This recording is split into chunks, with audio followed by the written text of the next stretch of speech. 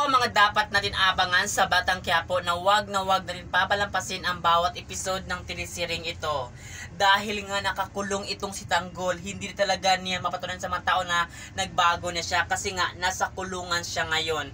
Pero hindi talaga nawawala na pag-asa ang ating bida kasi nga ang mahal sa buhay niya na si Tinding at Marites ay gagawa ng paraan para makalaya kasi nga malaki talaga ang tiwala nila na wala siyang kinalaman dito sa nangyari kay Roda. Kaya naman mga kapamilya, abangan natin itong telesering ito.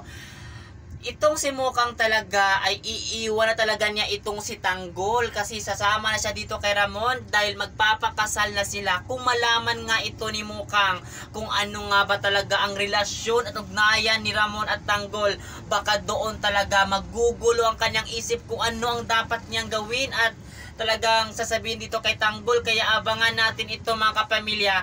Kung malaman talaga ni Ramon na itong si Tanggol pala ang lalaking iniwan ni Mukang para sa kanya, ay baka doon na siya magparaya dito para kay Tanggol at talagang makakalabas ito sa kulungan itong si Tanggol para mabago niya ang buhay, para makapagsimula sila, para mayroon naman silang pagsasamahan ng kanyang ama na si Ramon at doon talaga malaman ni Tanggol ang kanyang pagkatao na hindi siya anak ni Rigor, anak siya ni Ramon. Matatanggap kay Tanggol itong ama niya na si Ramon, malaking sindikato ito.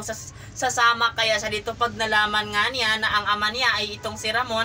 Kaya yan ang abangan natin dito mga kapamilya kasi marami tayong dapat abangan dito na wag natin papalampasin ang bawat episode ng telesering ito. For more updates, lagi lang kayo makatutok dito. At yun lang, maraming salamat!